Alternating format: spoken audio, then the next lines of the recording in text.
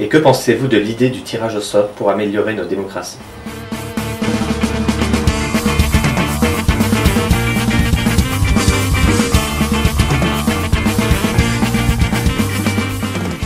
Mais il a entendu que la démocratie n'est pas un système, la démocratie est un principe. On ne peut pas dire d'un régime, c'est une démocratie, c'est un non-sens. La démocratie, c'est un principe. Là, je cite Jacques Rancière, qui renvoie au principe de l'égalité des intelligences. C'est le principe de l'égalité des intelligences. C'est savoir que si on est démocrate, par conséquent, on est amené à croire que les élus, les décideurs publics peuvent être tirés au sort. Tout simplement parce que la politique relève d'un domaine qui ne correspond à aucune compétence spécifique. Bien sûr qu'il faut des compétences spécifiques si on construit un pont. Il faut des compétences spécifiques si on pense dépêcher une armée sur un territoire et qu'on doit organiser son déploiement. C'est pas n'importe qui peut s'improviser. Cela dit, se demander s'il est pertinent de construire tel pont ou se demander s'il est pertinent de dépêcher l'armée renvoie à aucune compétence spécifique. Là, c'est des questions d'intelligence au sens très large qui se posent. Et à ce titre, effectivement, toute personne peut réfléchir, délibérer, se renseigner et donc développer une réflexion sur la chose. Je pense que pour que l'idée s'impose progressivement dans nos sociétés, on devrait commencer par les sénats, les chambres hautes, dans nos régimes, pour que ce principe démocratique-là s'impose et opère. Pourquoi? Parce que ceux et celles qui seraient effrayés par l'idée qu'on envoie au hasard des gens dans une assemblée plutôt que de voter pour eux, seraient rassurés dans le sens où dans un Sénat, les membres n'ont pas un pouvoir législatif au sens où on ne peut pas écrire la loi. On peut simplement opposer un veto à des projets de loi soumis par l'Assemblée législative. Donc il s'agirait simplement d'une assemblée visant à avaliser un certain nombre de projets de loi en s'assurant qu'ils bénéficient toujours, au fond on pourrait dire, de l'aval, d'une sorte de conscience publique, qui est représentée par des gens tirés au sort, un peu comme dans un jury lors des procès criminels. Et ce qui est intéressant à cela, c'est que la possibilité d'être élu par le tirage au sort pour faire partie du Sénat, disons sur un terme de 4, 5, 6 ans, amènerait tout le monde à s'intéresser à la politique parce qu'on saurait qu'on est tous sujets, un jour ou l'autre, à agir dans cette chambre. Alors qu'aujourd'hui, avec le système des élections, qui suppose au fond, comme le dit Rancière, un talent particulier, qui est celui de l'habileté à prendre le pouvoir. C'est effectivement le seul talent qui est sollicité et favorisé par un système pareil. On peut dire que l'immense majorité de la population sait, puisqu'elle n'en a souvent pas l'intention, qu'elle ne sera jamais convoquée, que cela ne la regarde pas, au fond, qu'elle n'est pas responsable de grand-chose du fait que c'est quand même pas... Elle a beau voter sur un mode complètement flou, elle y est pour rien dans la majorité des décisions qui se prennent. Alors que si on se dit que n'importe quand, on peut être convoqué pour dire oui ou non à des projets de loi que des élus dans un cadre, disons, électoral proposeraient, à ce moment-là, on aurait un rapport à la chose publique beaucoup plus étroit, peut-être aussi passionné, engagé et réfléchi.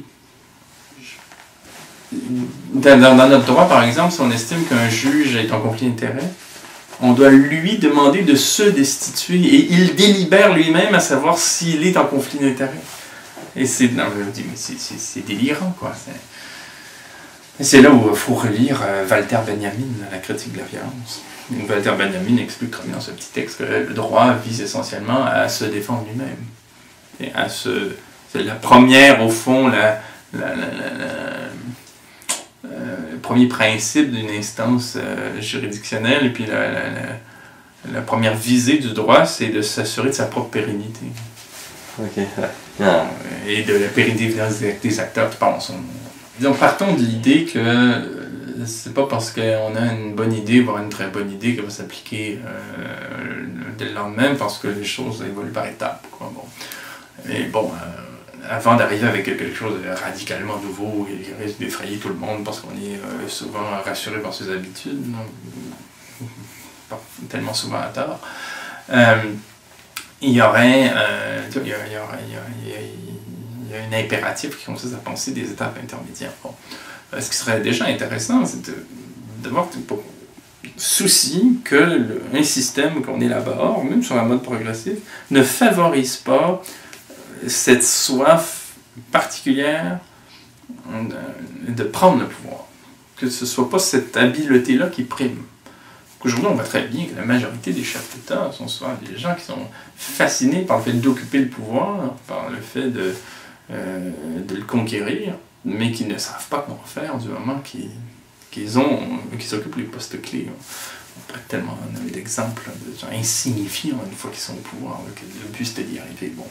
Alors, ce qui est intéressant, c'est de se dire, bon, par exemple, il y a eu des élections au Canada il y a quelques années, les gens ont un petit peu voté en masse pour un parti, où on ne s'attendait absolument pas que ce parti-là ait des sièges, a finalement constitué l'opposition officielle contre toute attente.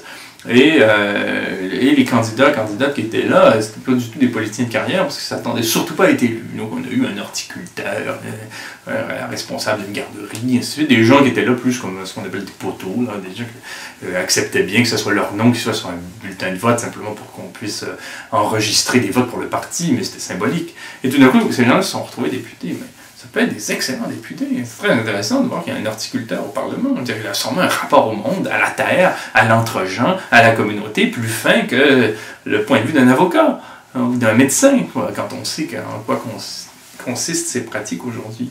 Donc, non, mais c'est tout à fait pertinent. Mais l'idée, c'est effectivement de favoriser la prise de pouvoir de la part de gens qui ne tiennent pas nécessairement, voire pas du tout, à l'occuper. D'une part, c'est un ordre de principe, un critère.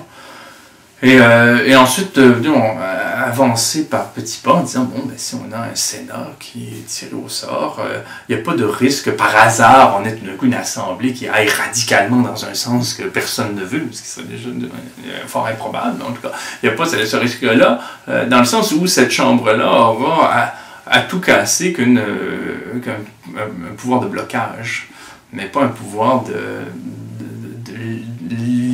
législatif comme tel, là, à savoir qu'on vote des lois. Il ne s'agirait pas de voter des lois, mais de s'assurer que le gouvernement ne déroge pas par rapport à une sorte d'état de conscience d'une population concernée par ces décisions.